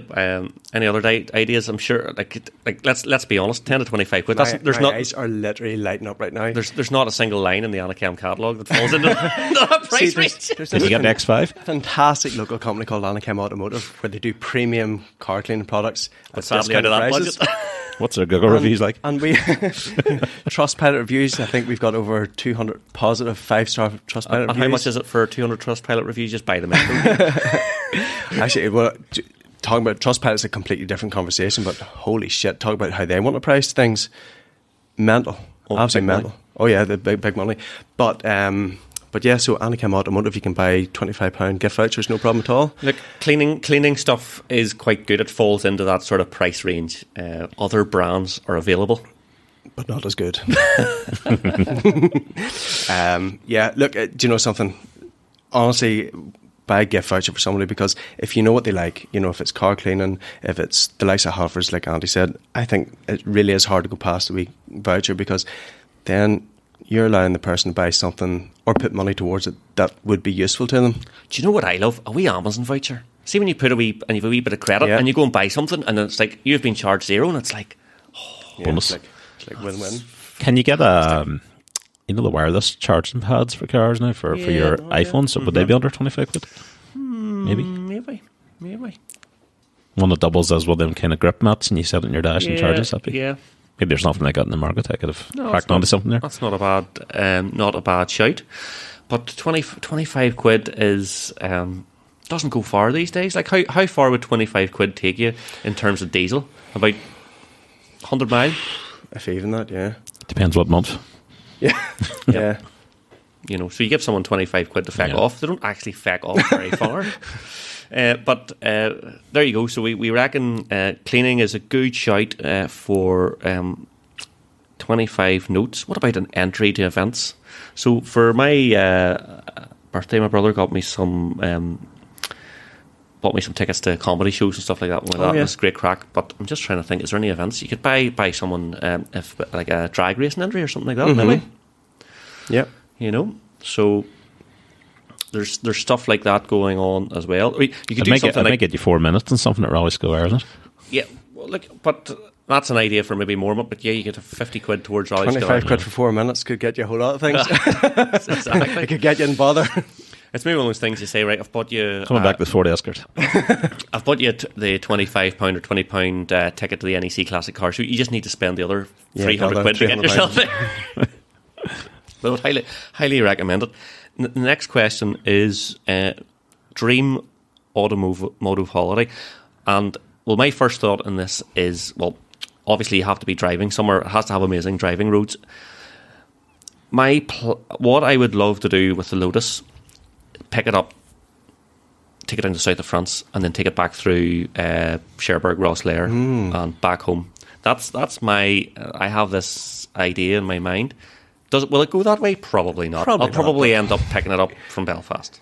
But something I would love to do, Côte d'Azur, or... Because I've been to the Monaco Grand Prix and see around that. That's a beautiful part of the world. You know, you go up the coast into Italy, Switzerland, Alps, mountain roads, then a bit of Nürburgring, and then back. Something like that would be... that would be absolutely epic. I also love, and I've driven it a couple of times, Pacific Coast Highway, San Diego to San Francisco is absolutely incredible, but a bit more difficult to take your own car unless you're Jim McGill. You need to ship a Fiat over there, but yeah, something like that, south of France maybe. And I think, as you said, that in a nutshell would just be, you know, dream ideal driving. Yeah. Or for me, see if I had like a month off where I didn't have to worry about anything, I would love to fly to either East Coast or West Coast America and hire one of those big, huge RVs and take the whole family and just take your time. Clark Griswold it the whole way along. Do you know something? Just do it like that. Or go to Randy or something, the brother. but just take your time and see different parts of America, and you know, like meet the Fockers and that big huge, like you know, I've got my lorry license, so I'm all good to go. Yeah. Something like that there would just be, I think, a once in a lifetime kind of trip to enjoy. No one ever wants to go and drive in Russia, do they? It's always America. No, the only problem with driving in the US, it's not. It's a great for seeing things, but not great. It's just straight roads, you know. Like that's why you can have something enormous. So it's like, do you want the enjoyment of the driving, or do you want to see things, or do you want to try and do a bit of both? Because, a bit of both. You know, it's what about you, Gary? Any thoughts? Yeah, I've had two kind of real real ideas that I wanted to do over the last couple of years, and one of them I did. It was a European drive, so I took a Mustang V8 for Europe and did that over 4 or 5 days, and that was great crack. The other one, I'm not really a fan of F1 or stuff like that. I've never wanted to go and do any of them kind of things, but I've always wanted to go to Monterey Car Week. Been to Monterey before, but not, as an automotive faculty. It was just over there, but I loved the place. I'd love to go and see the car shows there, just spend a week in the place, and then when you're in Monterey, you may as well hire a Mustang, drive down the Pacific Highway that you mentioned, because you're right next to it. You are also right beside Laguna Seca there, so you need to get some corkscrew action. Oh, Exactly. cool. Yeah, absolutely. Yeah. So yeah, that's something I really will do someday. It's on the bucket list there. So Get a bit of money together. Hold the phones. You took a V8 Mustang. So tell us about that. Tell us a bit about that trip, because that sounds awesome. Yeah, with 2,500 miles, I think we did. So this has gone back some time, probably 2012. It was the last generation Mustang, before they brought out the right-hand drive one. So took it down to Dublin, ferry over to Wales, drove across England, sat in the M25 for a few hours, and then got down into France. Did you take the tunnel? No. So took the ferry. That's on my bucket list, right? So I want to put my Lotus on the tunnel. I'm like, I don't know what impression people have. I mean, I'm just a big child. I want to go on choo-choo that goes under the water in a car. That just appeals to me so much. Just something cool about it. Yeah, it's just absolutely. Yeah.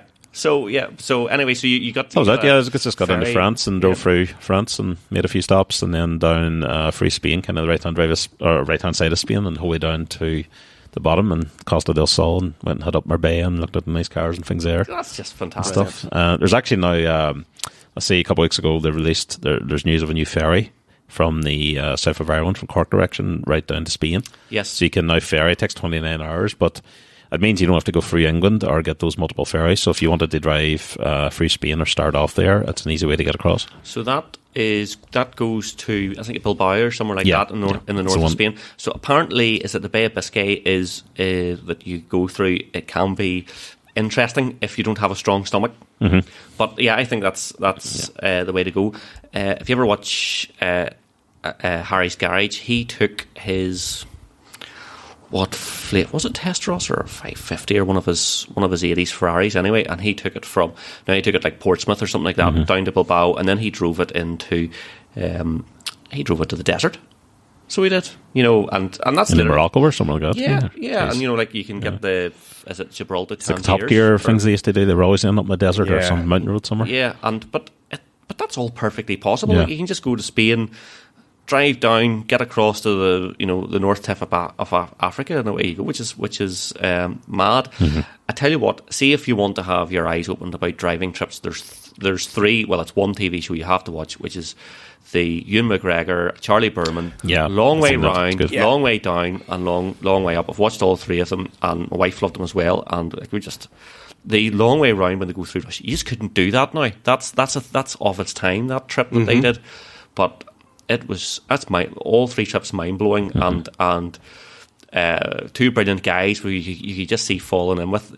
The best one was when they went to where they filmed Star Wars, and they had Ewan McGregor obviously walking around. He's in Star Wars, and he was in Star Wars at the time they were filming, and no one had any idea who he was. There was posters for the film, and he's walking past it, and people were just tourists going to tourist attractions just with the blinkers on. Hilarious. But Henry Catchpole does some good articles too on if you want to drive to different countries and do them kind of tours. He's researched a lot of them. Look, fair play to some of those guys, like the Evo guys, Carfaction and all the rest, doing those types of how far can we go in 24 hours, and they go from like London to the south tip of France and back just to write a good story. They really put the hours in, and that's what makes it really. They can expense it. It makes a difference. Well, that's it's their job. But I tell you what, that was the thing that beat me actually when I was going through Europe, was the amount of tolls that we went through. We never really. I realised there'd be some, but I underestimated it. Must have been 25 different toll bridges we went through and toll stations. Hammer down all the time. Flat out. But V8 wasn't easy to feel either. So there's a lot of toll stops and a lot of petrol stops, but don't regret it. It's good crack. Hard to beat.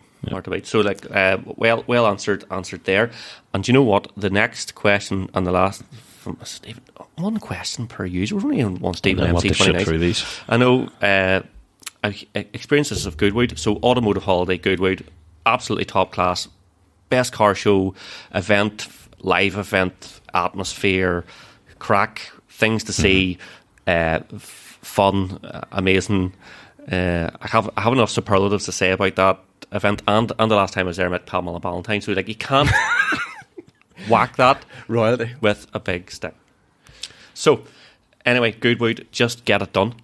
You need to book like a year in advance. See, it's now December now. You need to be booking accommodation, trying to get tickets. But yeah, it's first class. Someone else pick up the next question. Go on, shout. Okay. So Murph, do you wrap presents or leave them unwrapped? I think it was just Santa wrap presents. So Jesus, does this take Santa for full? Next, yeah. Do you believe car covers damage cars regardless of how high quality they are? Oh, now you're the man to answer this. Yeah, I'm going to say no, I don't. Simply for the fact that on the first year I had my M3, so Pete done the ceramic coating and everything else I got there. It was before I had took on my new warehouse and working that there.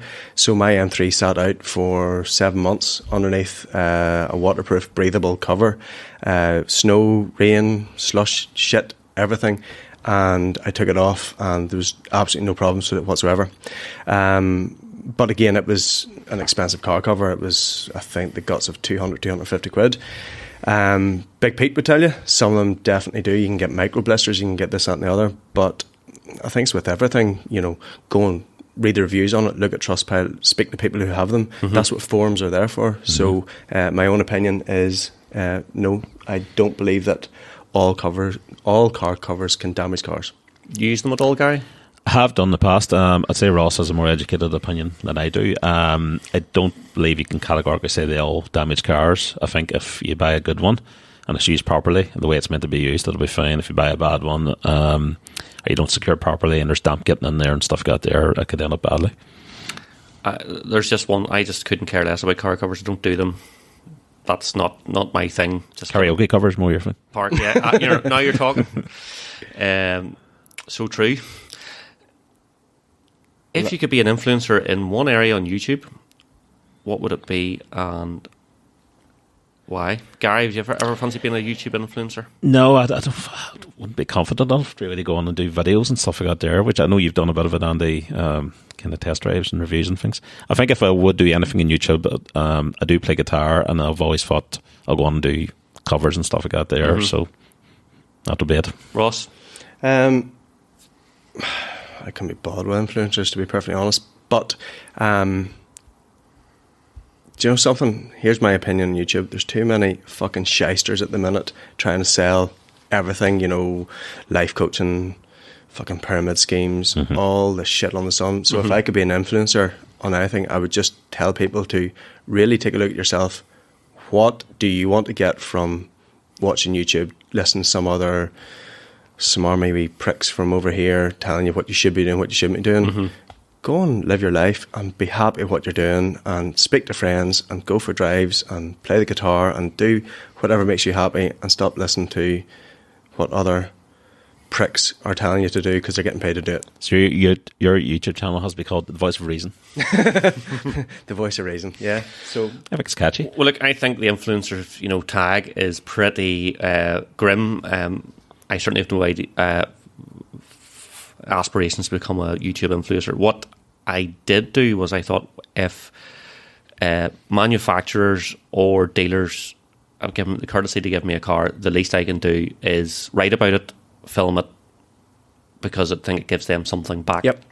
I'm not out to make a career out of it. That's a very, very difficult thing to do. Only a small number of people are very good at it, and a lot of people are doing it because they, and maybe some people have done well of it, but they always started from a good base. They maybe came from money or something like that. But it paints this picture that that they're something more than It nearly gives them a credence to. But see, at the same time, you've likes of Harry Metcalf, Johnny Smith, Carfaction, that sort of stuff, where you've Alex Goy and Henry Catchpole and all those great, what I would call proper automotive journalists, and there's excellent free content. You just have to surf, you have to sift through the drivel ads and all the rest, where you've some guy telling you how to invest or how to do this or just absolute nonsense in between it. That's the unfortunate thing. Like, YouTube is seen as a career by some people now, and it couldn't be farther from the truth. You know, that this whole kind of sense of entitlement. You know, and I'll talk about your products. If you send me those in for free, you're like, fuck off. Yeah, just go and get a job instead of being a leech. Yeah. Do you think I don't really like influencers? Not a fan. Not the greatest fan of them. Like, I'm not really. I'm making the video really for sort of like the guy who lends me the car and a few people on RMS, and I'm thinking, I try and do a lot of research into the car to learn, and I actually enjoy that part of it. I enjoy about learning about you're new not things. reaching out. You're not reaching out saying, "Give me your car," and you know, people are being aware of you now. And don't get me wrong, I guess it probably has to start from somewhere. But I said, every time you stick on YouTube, you're seeing just noise, fucking noise. Yeah, it depends what you're watching too. There is a distinction between the content creators and the influencers. The content creators are there to entertain, and you know, that's what they're doing. Whereas the influencers are telling you, live your life like us, and you'll be rich like me. And reality, they probably haven't 2 pennies. Absolutely. We're going to wrap this up shortly, but I'm going to pick up on some of the other questions here. So, Andy55, eclectic mix of cars in the forum. Would you pick 3 cars from the members' cars? Which would you choose and why? Well, I think, Ross, you maybe touched on some of those. So we'll maybe talk in general. I think we like the RS6s and the TVRs and all this sort of stuff. That's Red 991 GT3 240Z and Phil's RS6 with free at Spring to Bend for me. Yeah. So there's your 3. We'll go with your 3, Gary. That will do for all of us. Colin asks, in recent years there have been a few companies that have done full carbon versions of normal cars, like Top Car and the Porsche 992. Which car would you do in a full carbon setup that does not exist? For example, and I did laugh, Saxo VTR, Honda DC5, M5, 22B. I wish Lotus would do a carbon tub. Yeah. They haven't bothered. They really should. And they'll be like, oh, aluminium's fine. It's not any blah blah blah. But you know, look. I took that one a wee bit different. And do you know what it made me think of? Honda, when the S2000 was first released, they released a full kind of like plexiglass version of it. And it was the coolest freaking thing ever. Yeah. So because they were showing what the frame was, and the panels were like literally just there, and the panels were kind of not an afterthought, but it really showed how they had spent so much time and research and development in making just the perfect frame and having this complete clear perspex. I thought it was one of the coolest things they ever done. Imagine trying to keep that thing clean. Can you imagine? Oh, grim. I think the full carbon setup lends itself kind of to those rally type cars. I'd love to see a Mark II Escort. It's probably been done already, but Mark II fully carboned, and a decent engine on it. S2000 actually. Yeah. The only thing I wonder about would if you in a rally situation, would the carbon fibre hack it? Probably not. But you would have your roll cage. Yeah, true. Because carbon fibre is a strange thing, isn't it? It only works in certain directions. It can take the forces. Just and all carbon dip the whole car. Yeah, totally. But here, looks cool. Looks so fantastic, cool. Yeah. We've plenty more questions. We'll grab one more. Paul, I tell you what, there's a few crack questions in here that we'll come back to. AC what's the most expensive car pod you've bought and underplayed the cost with your wife other half? Talk about having to do research. That applies. That's them all. Now, whose wife's listening to these podcasts? Totally. So, look, when will Rocco Lad be awarded for his 78,000 likes with a swizzle stick? You know, so like just whenever he sells his Tesla for a petrol car again. Yeah, like we didn't get through all the questions here, and we really thank you for them. We'll try and pick up on some more of them. We'll probably do a new questions thread. So if your question didn't get in, you might just have to ask it all over again, because we might just wipe this document and start afresh. But I think we're going to have to go here and to carbon dip this podcast. Remember to like and subscribe. Give us reviews. 5-star reviews are apparently a good thing. So if we deserve it, give it. If we don't deserve it, don't do it, because you'll bring down the average, and that would suck. And you can find us everywhere at RMS Motoring. Thanks for listening, and remember, there's no warranty. This was sold as sing.